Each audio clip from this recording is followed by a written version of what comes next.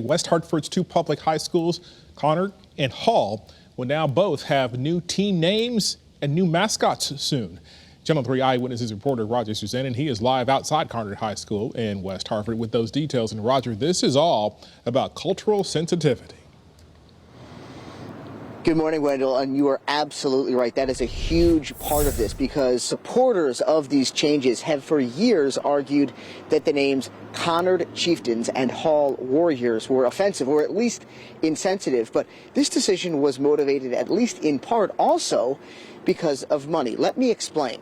A new state law was enacted last June, which bans local schools from receiving grant money from the Mashantucket Pequot and Mohegan Fund if a school uses nicknames or mascots that can be deemed as offensive. Now, the move would have potentially cost West Hartford schools about $30,000 a year.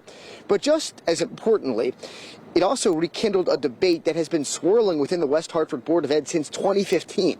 District leaders, in fact, had already banned the two schools from using Native American imagery and mascots. But last night, the board took another big step and voted to ditch both the Warrior and Chieftain nicknames altogether.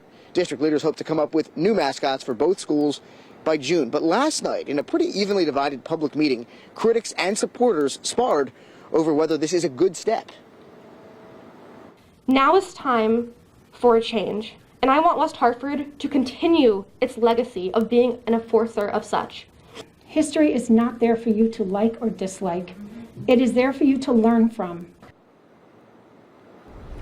Now, of course, these kinds of debates are going on really all over the country. In fact, later today, the football team that used to be known as the Washington Redskins will announce their new name and motto.